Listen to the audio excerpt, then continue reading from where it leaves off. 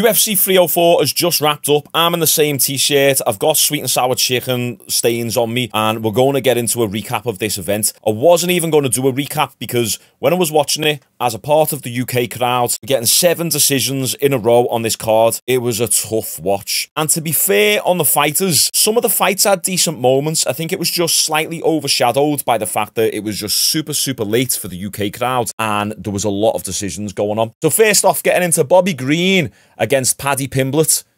What did I say? Where's the haters now? Hey, I done a video the other day talking about Paddy Pimblett's going to win this fight. I had a few comments on there saying, Shaun, you're going to be wrong. You don't know what you're talking about. This is why you are a casual. Okay, but I was actually choosing Paddy to win from a biased perspective because he's a fellow Scouser. He's from my city, and I wanted to support the lad, but I also put up a logical, reasonable argument as to why he was going to get this done. Go back and watch my predictions video or the Paddy Pimblett video. Almost exactly what I say is going to happen happens, give or take. Anyway, let's dive into what happens in the fight. First off, Paddy dominated this fight.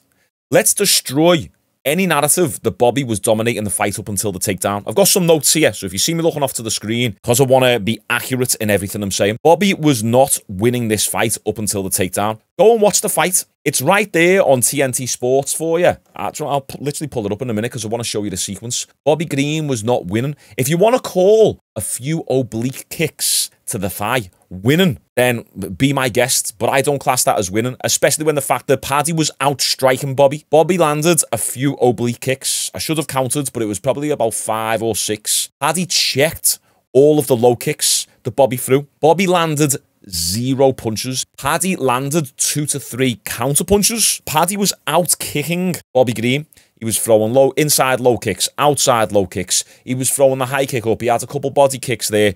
Paddy was so much more offensively better for the time that this fight actually lasted. Now, the reason why it's important to talk about this is because the takedown. Why did Bobby go for the takedown? Now, I thought initially it was a part of Bobby trying to mix it up because of the banter that these two were having earlier on in the week about who has the better grappling. Bobby Green was taking the narrative that he's beat better grapplers than Paddy has, and his grappling's actually being tested. Within the UFC, he's fought tougher caliber competition. Islam Makhachev, even though he lost against that, well, he lost that fight. But so I thought, okay, maybe Bobby Green was just going to try and mix it up. But after watching it back, and I'm going to pull up the sequence for you now, 30 seconds before the takedown attempt by Bobby Green, Paddy lands a really hard calf kick, which gets a massive reaction out of Bobby. And that wasn't even the first calf kick that Paddy landed. So Paddy landed a good maybe 2 or 3 before this kick. Cracks Bobby in the calf, and you can see Bobby almost spins. Get a big reaction out of it. Bobby tries to play it off like as if it didn't hurt, and he goes, what's up? But then after that big calf kick, he had Bobby for the next 30 seconds biting on the calf kick feints. And then Paddy throws this calf kick that Bobby goes for the takedown off of. And I think what Bobby was expecting to do is to try and time that calf kick, grab it, and then maybe take Paddy down or just half commit just to try and switch it up a bit. But because the calf kick landed hard and Bobby wasn't able to actually grab it properly, he had to then commit to the takedown. And we'll literally go through the sequence now. But this is the sequence right here. I can't play it all. Remember, copyright purposes. So I've got to chop it all up. I'll play it in slow motion. It's on the TNT Sports channel right there. You can go and watch it for yourself if you want. So Paddy throws the right low kick, and Bobby times it, which is fair play by Bobby. He had the right idea. See, he tried to grab it, but I don't think he expected it to hurt him as much as it did.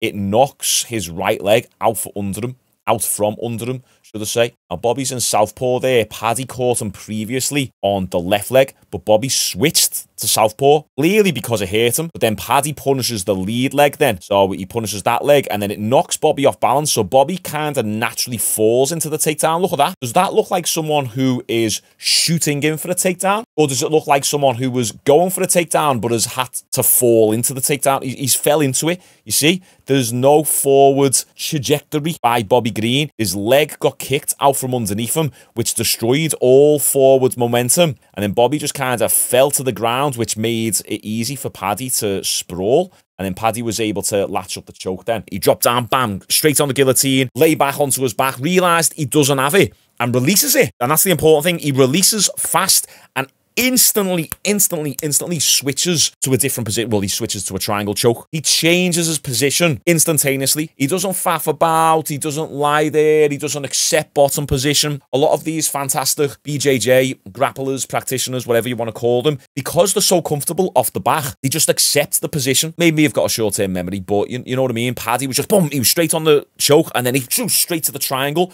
realised he didn't have the triangle in tight enough, so he changes position, and then he changes position again, then he pulls down on the head, and then he changes position again by grabbing Bobby's left leg and pulling him round. So I think by the time Paddy pulled Bobby's left leg round to him, I think Bobby was going out, and then he transitions to the armbar. When the camera scene goes to the overhead view, you can see Bobby's out before his arms even fully extended, and then Paddy gets the submission victory, and there you go. So where are the haters now? I was getting called a casual for predicting that Paddy would win this, and I literally predicted that Paddy will use his kicks to make Bobby do something uncharacteristic. Bobby's used to the other fighters putting the pressure on him and him moving back and then throwing the counters off his head movement and the angles he created. We didn't see that tonight because Paddy fought the perfect fight. He threw the kicks, he stayed at range and made Bobby do something uncharacteristic, which was shoot in for a takedown. Why is Bobby Green shooting in for a takedown on a submission specialist? Very uncharacteristic, but that's because Paddy set it up perfectly. And if the haters in my comments would have listened to me, maybe you would have won some money rather than focusing on me. I don't like that, Shaun. Therefore, his predictions are wrong. I'm so angry. He picked the person who I don't pick. Right, next. Aspinall versus Curtis Blaydes. First off, Tom Aspinall. He proves himself every single time, but because his average fight time is so short, there's always just that little seed of doubt of like, what happens if his fight goes a bit longer? Like it did against Volkov. I think it was 3.5 or 4 minutes the fight went. But then Aspinall was able to get the job done. It's just that we're so used to seeing him have these 1-minute fights. There's always that seed of doubt in my mind with Aspinall. Like, I believe in him, and I believe he's probably going to be one of the greatest heavyweights to ever live. But because his fights are so short, it's always that question of like, well, what if the fight isn't over in the first minute? So my prediction was this was going to be a copy and paste performance of the Sergey Pavlovich fight. What happened? It was pretty much a copy and paste performance of the Pavlovich fight. Tom comes out there, he throws some low kicks, he gets caught a few times. I did say that. I said I think Curtis Blaydes will have a bit more success with landing shots in this fight than he did in the first fight, because in that first fight there was the false narrative that Blaydes was landing loads of shots. He didn't actually land, well, barely any shots, landed 1 or 2. In this fight he caught Tom a few times, but one thing Tom's really good at doing, right, his defense isn't the best, right? He does get caught and his chin kind of goes up and you see when he gets caught, but he kind of rolls with the shots. It's rare that you see Tom get clipped with a clean shot. You can maybe count on one hand the times that you've seen Tom get caught with a clean shot where he's went boom and you've seen him like an actual visual reaction from it. He'll shoot in, bam, bam, then fast 1-2s, which often leaves him open because he keeps his head on the centre line. Now, he did change that when he threw that final jab, that sequence that knocked Blaydes down. He got his head off centre line, so it was a good adjustment by Tom. But when he comes in with that 1-2, his head kind of stays up in the air. So then his head's there to be countered. Tom dropped Curtis Blaydes with a jab, and that's because he's so fast and he jumps in with all that power. Bang! Blaydes went down and then just ground and pounds Curtis Blaydes. Now, Blaydes was protesting the stoppage. I thought it was a fine stoppage. What was Blaydes going to do in that position? Tom was on top of him, riding him. Bang, bang, bang, bang, bang, bang, bang. Blaydes was like this on the floor. He was just like that with his hands on the floor going, There was no sign of Blaydes changing his position. The referee clearly gave him enough time to do something. What was really going to happen was Blaydes going to magically change the position and come back. And I think this is just cope. Those people who want to see Aspinall lose, I think they're just trying to cope. It's a bad stoppage. Could Aspinall have got a few more punches in there? Yeah, it wouldn't have changed anything. It wasn't like one of those finishes where you go, if you would have let that go a little bit longer, haters could have turned it round. There was no chance. Let's face it. So let's stop with the cope, please. Wasn't a late stoppage. So next, Dana White said Aspinall versus Jones will be confirmed if Jones wins the fight against Stipe. Now, I don't actually think we're going to see it. It's more likely that we'll see John Jones retire after the Stipe fight. Did actually say that, well, a while back. And I think what Jones is doing is he's just stringing Tom Aspinall along. He's not agreeing to anything. He's saying stuff like, oh, maybe in the future, we don't know. And he's not really being clear on the status of his career. John Jones is being a bit mysterious with his plans post-Stipe fight. I think we're going to see a retirement. So unfortunately for Tom Aspinall, we're not going to see that fight, in my opinion. We could get, I think, what's his name? Cyril Gane and Alexander Volkov. They're fighting each other. What date? I don't even know, guys, without me pulling it up right now. Aspinall could fight the winner of that. I've seen some reporters in the post-fight press conference ask Dana White about the Alex Pereira fight, Alex Pereira versus Tom Aspinall. I actually legit don't want to see it. I do think Alex Pereira's being shinny. Alex Pereira got KO'd by Israel Adesanya, and I'm a massive Pereira fan. Also, we got some Pereira content coming. Maybe tonight, maybe tomorrow. But if Israel Adesanya can rock Pereira, what do you think Tom Aspinall's going to do? It's a whole different size and ball game at heavyweight. Dana White has actually got no interest in it either. Anyway, on to the main event. Belal beats Leon Edwards easily. And we're going to talk about the title of the video in a moment, but let's just give a quick little recap of the fight. The first round, Leon Edwards looked okay. I think that was like a bit of a swing round. You could have made an argument for Leon winning that round, but I'd have to go back and watch the fight to really stand by that statement. But I remember looking at it going, hey, okay, so he's there, needs to let his hands go a bit more. So Leon's first round was okay, but Belal was still right there in his face. Belal's takedowns as well, the way he picks Leon up multiple times over his head, incredible. Belal landed a big uppercut. I can't remember if it was in the first round or the second round, or maybe even the third round. I think it was the first or second, and that kind of phased and dazed Leon Edwards, and we'll talk about that in a moment. Leon clearly won the third round because he got Belal's back. Leon Edwards has got good grappling. He's got fairly good grappling. And also, this is one people have been crapping on Leon since this loss, and I'm going to defend him slightly. I don't think this was so much like a problem with Leon as much as it was just Belal is actually that good now. And I don't want to be that guy, but I'm going to be that guy. I kind of wanted to choose Belal to win in this fight, but I had the dichotomy in my mind of like, okay, I pick Belal and I'm going to get loads of hate and people are going to disagree with me and it's going to seem like I'm not supporting my fellow countrymen. Or do I make the case and make the argument for Leon Edwards? Because I do think Leon's got a chance as well of winning this fight. So I went with Leon, but there was just that little thing in the back of my mind, like, oh, should went with Leon. But regardless, I was wrong. I chose Leon by decision. Leon was doing great within the striking exchanges within the first round, but he kept letting Belal back him up, and that became more and more evident as the fight went on. And let's talk about this. I was saying on my live stream, my fight companion, when you stand in the center with Belal Muhammad, he can't really take you down. It's the kind of like the Islam Khabib situation. They have a lower success rate with their takedowns when they're in the center of the cage. They really bank on backing you up with that chaotic, erratic striking style. Get you against the fence, and then they shoot in on your hips. That's what Belal Muhammad was doing.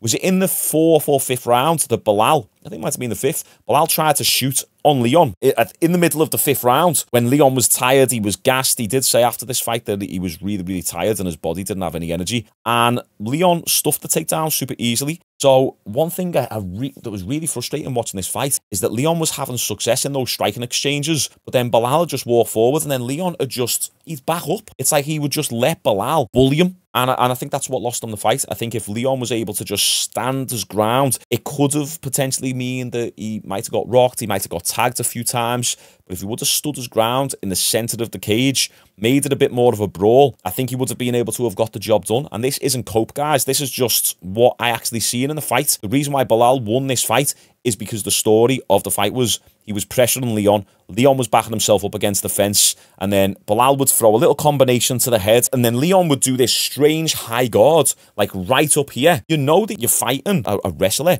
and your hands are up here. He's like that, and he's going, at some points in the fight, he's literally going like that. What if you're against a wrestler? But if you're a wrestler, what are you going to do if someone's like that against the cage, shooting on the hips? Leon sometimes does a few things that I'm just like, oh, why are you doing that? And I'm not saying I've got a higher fight IQ than him, but he's meant to be champion of the world. It just seemed like he couldn't get out of first gear. He's making silly little mistakes. He would get dominant positions sometimes in the grappling and do nothing with it and just kind of sit there and wait. Just wait out. Even at the end, the last 30, 45 seconds when Leon was able to reverse the position. Now, he did cut Belal Muhammad. It was a vicious elbow, but it felt like there just needed to be more urgency. And I understand that if Leon was to be a little bit too erratic, he would have lost the position. But when you are 30 seconds away from losing the fight anyway, should have just kept going. Here's the question I'm presenting for you. Has Leon Leon got that tenacity, like that killer instinct. We've got this whole headshot dead type thing and all that, but as I say, it was one finish against Kamaru Usman, and I don't want to take anything away from Leon because I actually love him. He's had a lot of decisions, so I just think, is Leon's tenacity in question?